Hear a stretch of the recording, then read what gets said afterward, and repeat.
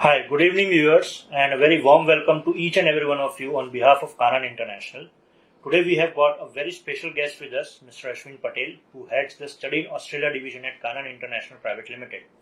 And today, Ashwin sir is going to talk a lot about the aspects of studying in Australia, how you can benefit from the current programs of studying in Australia, your options to resettle in Australia, your eligibility criteria to enroll into the best programs of best universities in Australia. Ashwin sir, welcome to the show. Thank you. So Ashwin sir, काफ़ी students, काफ़ी parents और काफ़ी जो consultants हैं वो फिलहाल अभी भी एक दुविधा में है कि ऑस्ट्रेलिया ने अपने बॉर्डर्स पेंडेमिक के बाद जो क्लोज किए थे, तो फिलहाल क्या वो बॉर्डर्स ओपन है, क्या स्टूडेंट्स एनरोल हो सकते हैं, करंट सिचुएशन क्या है sir? I just inform you border is open and since last 15 December most of the students जिनके ऑलरेडी वीजा हो चुके थे उन्होंने ऑलरेडी ट्रैवल करना शुरू कर दिया है एंड काफी बच्चे ऑलरेडी ऑस्ट्रेलिया में लैंड कर चुके हैं एंड अभी अगर कोई भी स्टूडेंट्स को जाना चाहते हैं तो नेक्स्ट हमारे पास अवेलेबल इंटेक है फरवरी, जुलाई एंड नवंबर, जिसके लिए एडमिशन प्रोसेस हम चालू कर सकते हैं। ग्रेट सर, मतलब स्टूडेंट्स अगर फरवरी 22 इंटेक में भी जाना चाह रहे हैं, still we can assist them with their applications, right? Yes, great. जिसको भी अगर फरवरी इंटेक के लिए तैयारी करनी है वो इजीली जिसके पास IELTS 5.5 बैंड्स के अबव का स्कोर अवेलेबल है उस स्टूडेंट्स के लिए हम इजीली प्रोसेस चालू कर सकते हैं एंड वो फरवरी इंटेक के लिए जा सकते हैं। Great sir. सर, अगर बेसिकली हम बात करें जैसे कनाडा जैसे कंट्रीज हैं तो वहाँ पर 12th के बाद के प्रोग्राम्स की एलिजिबिलिटी बहुत अलग होता है। ग्रेजुएशन के बाद जो बच्चे पीजी या मास्टर्स में जा रहे हैं उनकी एलिजिबिलिटी पे अलग फोकस करना होता है। सो ऑस्ट्रेलिया में फिलहाल कौन सा प्रोग्राम सबसे ज़्यादा स्टूडेंट्स को हम रेकमेंड कर सकते हैं और एलिजिबिलिटी किस तरह से वर्क करता है?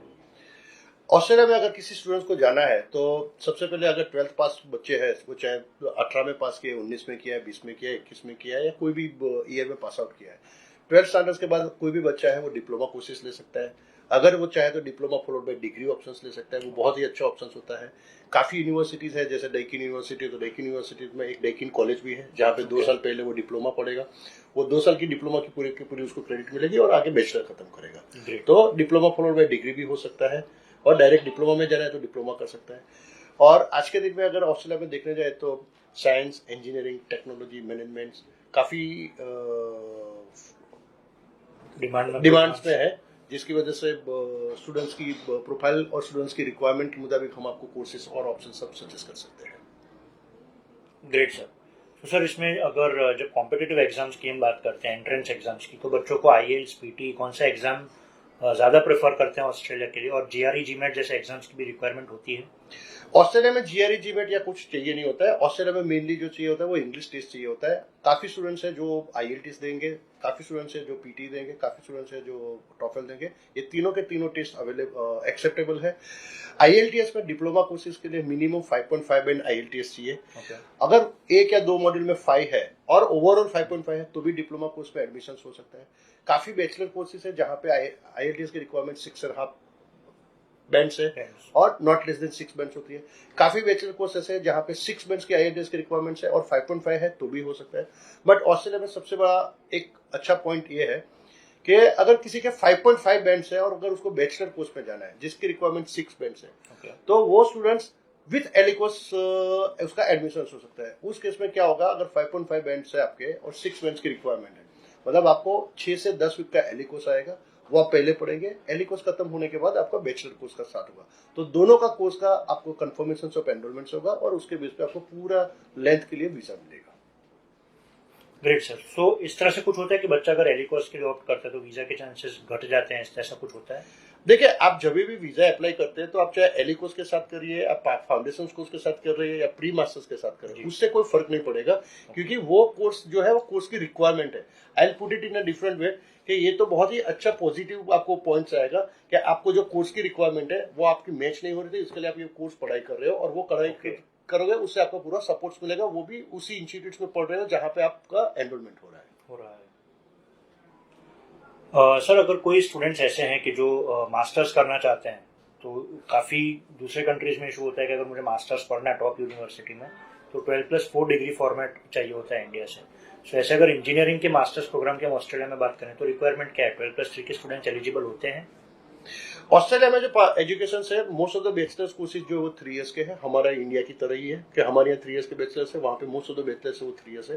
तो आपके पास अगर 12+3 डिग्रीज है तो वहाँ पे आप 110% मास्टर्स कोर्स में आपको एडमिशन मिलेगा। बट काफी इंजीनियरिंग कोर्सेज ऑस्ट्रेलिया में भी 4 इयर्स के हैं, तो काफी यूनिवर्सिटी है वहाँ पे आपको 12+4 की रिक्वायरमेंट्स आएगी। वो डिपेंड करेगा कोर्स पे, बट मोस्टली इंजीनियरिंग कोर्सेज में 4 इयर्स की रिक्वायरमेंट है, बाकी मोस्ट ऑफ द कोर्सेज में 12+3 में आपका एडमिशन होता है, हो जाता है। और मास्टर्स कोर्स में अगर आप एडमिशन करते हैं तो अगर समझिए आपके पास 12+3 है और आपके पास परसेंटेज नहीं है, रिक्वायर्ड परसेंटेज नहीं है पर्टिकुलर यूनिवर्सिटी के, तो ऑस्ट्रेलिया में बहुत अच्छा ऑप्शन ये है कि मोस्ट ऑफ द यूनिवर्सिटी के पास प्री मास्टर्स या फाउंडेशन कोर्सेज होते हैं, जिससे स्टूडेंट्स को पहले एडमिशन हो जाएगा either pre masters either pre foundation courses में, उसका पूरा का पूरा क्रेडिट मिलेगा उसका मास्टर्स कोर्स में, तो उसका ड्यूरेशन ज्यादा नहीं रहेगा। ग्रेट। सर, ऑस्ट्रेलिया के केस में यूजुअली एक मैं मिथ कहूँगा या पता नहीं, एक जनरल धारणा है लोगों की कि एजुकेशन काफ़ी कॉस्टली है, तो बजटिंग किस तरह से वर्क करता है, कितना अफोर्डेबल है इंटरनेशनल स्टूडेंट्स के लिए? Very good question. I would like to say Australia कोई महंगा नहीं है, वो सिर्फ एक जैसे आपने पहले बताया मिथ है। आज के दिन में ऑस्ट्रेलिया में बहुत सारे इंस्टीट्यूट है, गवर्नमेंट टैफ इंस्टीट्यूट है, जो जैसे आप पॉलिटेक्निक्स उसको बोल सकते हैं, जहां पे डिप्लोमा से लेके मास्टर्स तक के कोर्सेज होते हैं, डिप्लोमा बैचलर्स मास्टर्स कोर्सेज है। डिप्लोमा कोर्सेज एनीथिंग बिटवीन $10,000-12,000 से लेके $15,000 में most of the diploma courses और बैचलर कोर्सेज अवेलेबल है। काफी मास्टर्स कोर्सेज है जो $18,000 से $19,000 में, तो मेरे हिसाब से $10,000 से लेके $20,000 अगर ट्यूशन फीस है टैफ कॉलेजेस में और वहां पे कोई भी स्टूडेंट जाता है, तो आई डोंट थिंक वो महंगा है, वो तो बहुत ही रिजनेबल कॉस्ट है। सर, काफ़ी स्टूडेंट्स के जो, और हर एक स्टूडेंट का जो ऑस्ट्रेलिया कनाडा जैसे कंट्रीज में, यूके जैसे कंट्री में भी आज की तारीख में जा रहा है, मैक्सिमम स्टूडेंट्स का एक बहुत क्लियर सवाल होता है अपने एजुकेशन कंसल्टेंट से, वो बिल्कुल जानना चाहते हैं कि सर मेरी पढ़ाई खत्म होने के बाद रिटर्न ऑन इन्वेस्टमेंट का क्या, post study work permit PSW जैसे कुछ ऑस्ट्रेलिया प्रोवाइड करता है, तो उसके नॉर्म्स क्या है?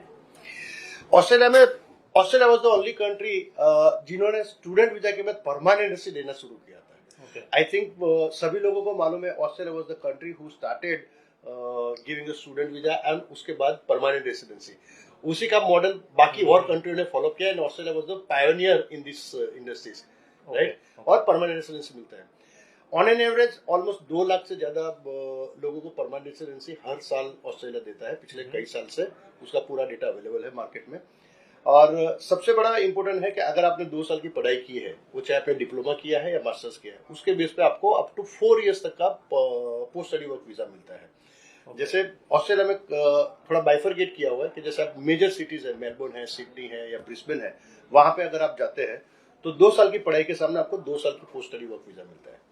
जबकि आप एडिलेड है, पर्थ है, उस तरह की सिटीज में आप अगर जाते हैं तो 2 साल की पढ़ाई के ऊपर आपको 3 साल का पोस्ट स्टडी वर्क वीजा मिलता है। और उसके सिवा की सारी रीजनल सिटीज है, वहां पे अगर आप जाते हैं तो 2 साल के सामने आपको 4 साल का पोस्ट स्टडी वर्क वीजा मिलता है।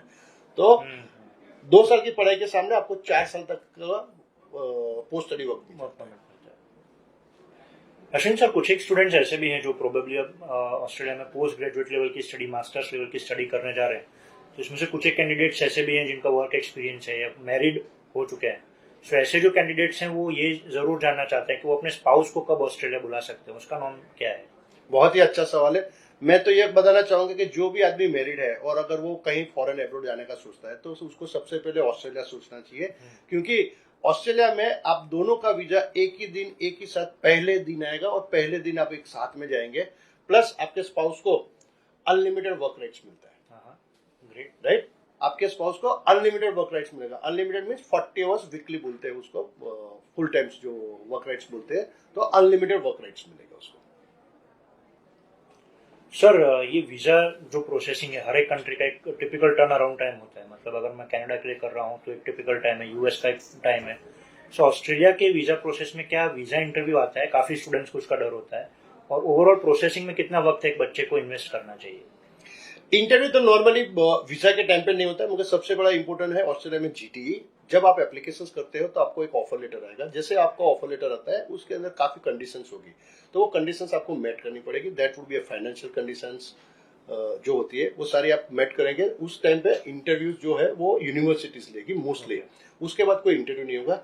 और प्रोसेस की बात करते हैं तो मैं आई कैन से हमारे पास काफी ऐसे वीजा है जो लेस देन 1 मिनट्स में वीजा अप्रूव हुए, लेस देन 1 मिनट में। काफी बार मैंने देखा है कि मैं जैसे एप्लीकेशन कर रहा हूँ, मैंने एप्लीकेशन सबमिट किया और मैं ऐसे मुड़ा और देखा तो वीजा अप्रूव होता है। एंड वो सिर्फ मेरे यहाँ नहीं, काफी system generated visa approval Australia में, वो बहुत यूनिक पॉइंट्स है जो वो वेरी कॉमन है। And on an average like most of the applications will get process within 28 days। Okay okay. So students and viewers, I guess आपके study in Australia से जुड़े जो भी बेसिक फंडामेंटल क्वेश्चंस थे और जितने भी क्वेश्चंस में प्रोबेबली आपको एक फर्स्ट हैंड इन्फॉर्मेशन चाहिए, वो अश्विन सर ने आपको बहुत अच्छे से क्लैरिटी के साथ प्रोवाइड की है। इसके अलावा अश्विन सर, आपके एंड से कोई इन्फॉर्मेशन जो प्रोबेबली हमने इस डिस्कशन के दौरान मिस की हो और आप स्टूडेंट्स को देना चाहते हैं?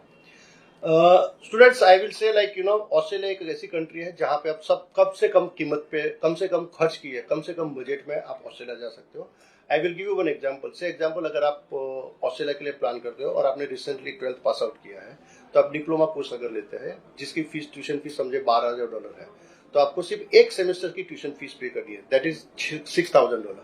तो करीब वो 3.5 लाख रुपया होता है। और आपको 2 से 2.5 लाख रुपया और चाहिए, including visa fee, travel, insurance and आपका पॉकेट मनी।